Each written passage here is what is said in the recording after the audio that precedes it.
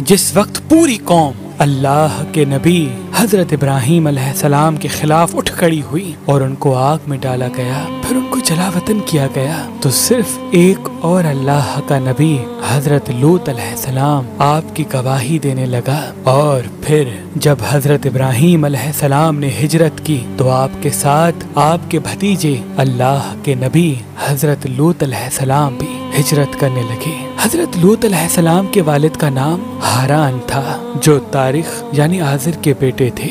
आपके वालिद का आपके बचपन में ही इंतकाल हो गया था। तभी आप अपने चचा इब्राहीम और दादा आजिर के साथ रहते थे। जब अल्लाह के खलील इब्राहीम अलैहिस्सलाम मिस्र से फलस्तीन की तरफ हिजरत करने लगे तो आपने अपने भतीजे लूत को सदोम बस्ती की तरफ भेज दिया और ये फरमाया, ऐ अल्लाह के नबी लूत, उस कौम तक अल्लाह का पैगाम पहुँचाओ। उनमें बदकारी और बेहयाई आम हो चुकी है, उनकी इस्लाह के लिए जाओ और वहाँ रहना शुरू कर दो। तो यूं हजरत लूत अलैहिस्सलाम सदोम बस्ती की तरफ रवाना हो गए। ये बहरे मुर्दार के पास एक बस्ती थी, तिजारत का मरकज और मुसाफिरों के लिए आराम की जगह। वो कौम काफिर कौम थी। वो नए नए गुनाह के तरीके इजाद करते और फख्र से उस पे अमल करते थे। उस कौम में ऐसे बदतरीन गुनाह मौजूद थे जो उनसे पहले इस जमीन पे किसी ने अंजाम नहीं दिए थे। अल्लाह के नबी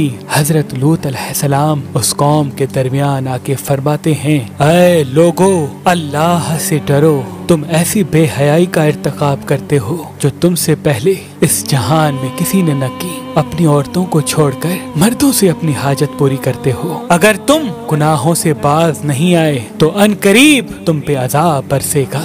वो पूरी कौम हंसती रही कि ये दीवाना कहाँ से आया है, हम किसी अजाब को नहीं मानते। अगर तुम वाकई सच्चे हो तो दिखाओ क्या अजाब आता है। वहाँ लूत अलैहिस्सलाम और उनकी बेटियों के अलावा सबके सब गिलाजत में डूबे हुए थे और अल्लाह के पैगाम का मजाक उड़ा रहे थे। चुनाचे उन्होंने लूत अलैहिस्सलाम को अपनी बस्ती से बाहर निकालने का फैसला किया। अल्लाह के नबी हजरत लूत अलैहिस्सलाम अल्लाह से मुखातिब होकर फरमाने लगे, ऐ अल्लाह, ये कौम हिदायत पाने वालों में से नहीं बल्कि तेरी हिदायत का मजाक उड़ाने वालों में से है। ऐ अल्लाह, जब भी कोई नौजवान इस बस्ती में आता है तो यहाँ के लोग उसको हवस की निगाह से देखते हैं, उससे अपनी हाजत पूरी करते हैं। ऐ अल्लाह, मेरी मदद फरमा। इतने में अल्लाह ने आसमान से फरिश्ते भेजे जो नौजवान खूबसूरत लड़कों की शक्ल में थे। वो जैसे ही हज़रत लूत अलैहिस्सलाम के घर आए तो अल्लाह के नबी लूत अलैहिस्सलाम घबराने लगे कि यहाँ के लोग इनके साथ भी वो सलूक न करें जो इनसे पहले लड़कों के साथ करते थे।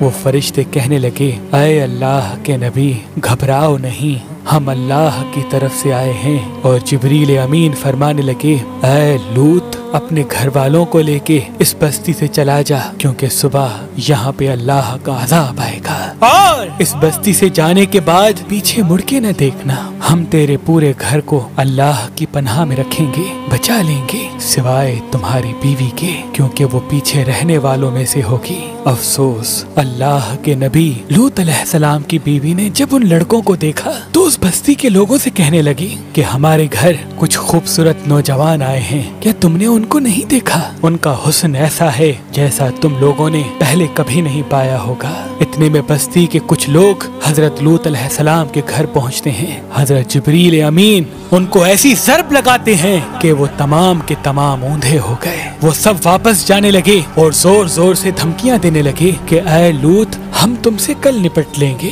तो बस जैसे ही लूत अलैहिस्सलाम अपने घर वालों के साथ उस बस्ती से बाहर निकलते हैं तो जिब्रील अमीन उस बस्ती को खेड़कर आसमानों की तरफ बुलंद करता है और फिर जमीन की तरफ दे मारता है और आसमानों से अल्लाह का अजाब बरसने लगता है। आसमानों से पत्थर और आग ऐसे बरसती है कि वो एक एक इंसान चीख उठता है। उनकी चीखें और आवाज जब लूत अलैहिस्सलाम की बीवी ने सुनी जो उनके साथ चल रही थी तो वो बार बार उस बस्ती को मुड़ मुड़ के देख रही थी। इतने में आसमान से एक पत्थर आया, हजरत लूत की बीवी को लगा और वो भी उस कौम के लोगों में शामिल होकर फिन्नार हो गए। आज भी हजरत लूत की कौम पर अजाब के निशानात जमीन पर मौजूद हैं, ताकि इंसान गौर व फिक्र करे। बेशक अल्लाह जो चाहे वो हो के रहता है। अल्लाह जो चाहे वो हो के रहता है। अल्लाह जो चाहे वो हो जाता है।